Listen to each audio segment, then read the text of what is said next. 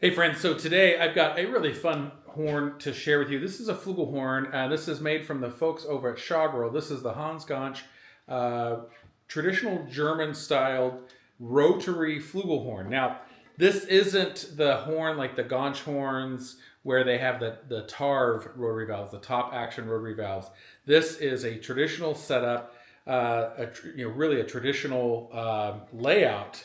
Two-handed, requires two hands to play. This is a German-styled rotary flugelhorn. And I will be right up front. It sounds great. It plays great. It's kind of dumb, all right? And why is it kind of dumb? Most people here that buy flugels, they're buying flugels because they want them for jazz, right? Well, you're going to find this horn to be kind of frustrating to use if that's your goal. Now, you may decide you're going to live with that frustration because the sound is ridiculous. But it really was aimed at people that are looking for a flugel for symphonic purposes, for brass band style purposes, things like that. That's really the target audience for this. So you'll notice that it's got the Schagerl gold brass bell, Schagerl made rotors. We've got a nickel silver lead pipe and some nickel silver trim throughout. A third slide push button thing here for your thumb, which is nice. And just a really lovely, beautiful design. What makes it frustrating? Well, one, it takes two hands to play. Okay, so that's in jazz. A lot of times, sometimes we have to play our flugel with one hand as we, turn the page or whatever. So this takes two hands. Also, just take a quick look at this and let me know if you notice something missing. If you guessed that there's no water keys, you're right. There's no water keys. So if you get water in there, like horn players do, you'll have to pull the slides to empty it or rotate your instrument around and then dump it out the bell that way. So that's kind of the traditional way to empty the water keys. The other thing that's kind of interesting about this horn is that it's the mouthpiece. It does fortunately come with this really nice Austin custom brass lead effects mouthpiece. But you can even see, like with that, it goes in, it works, it goes in pretty far, almost maybe slightly too far, although I think it's really fine. But it's designed to work with a German taper. What does work well on that is if you've got one of those trumpet-flugel mouthpieces.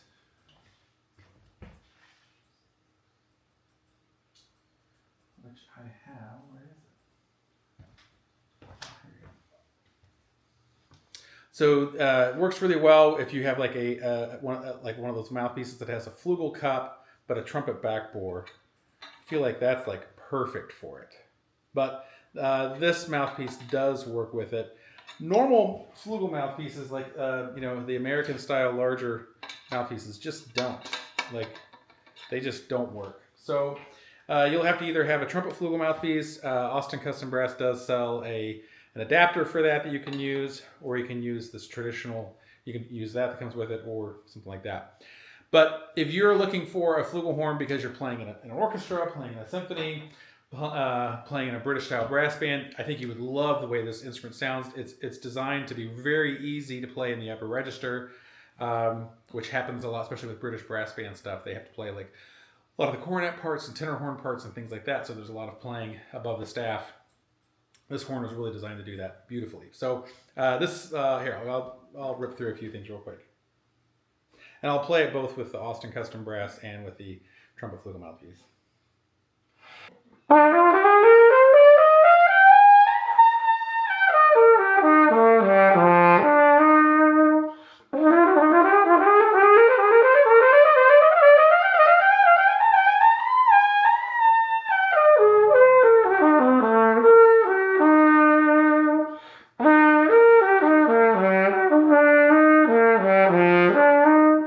Alright, so there's that, and then if we switch over to a trumpet-flugel mouthpiece.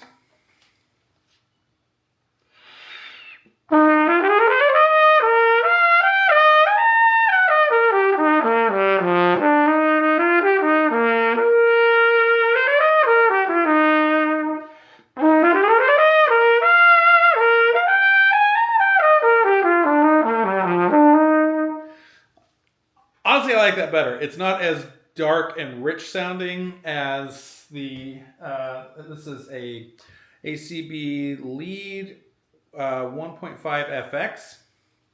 So it's not as dark sounding, but man, the intonation's better with that. And it just plays up and down through the registers so much easier.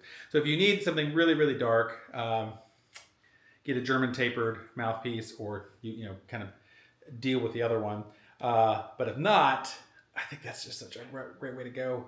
A trumpet-flugel backbore. The other nice thing about it is you can then use this mouthpiece for times when you need like a little bit of flugel. Anymore, honestly, when I play with big band and stuff like that, on any given night, we'll play 0 to 15 seconds worth of flugel. I don't even bring a flugel. I just bring this. It's close enough. It works. You know, it's not like we're getting paid to be on a Hollywood recording. We're just playing in a bar somewhere. So most of the time I'm going to use that, unless like I'm playing like a musical or show where there's lots of flugel.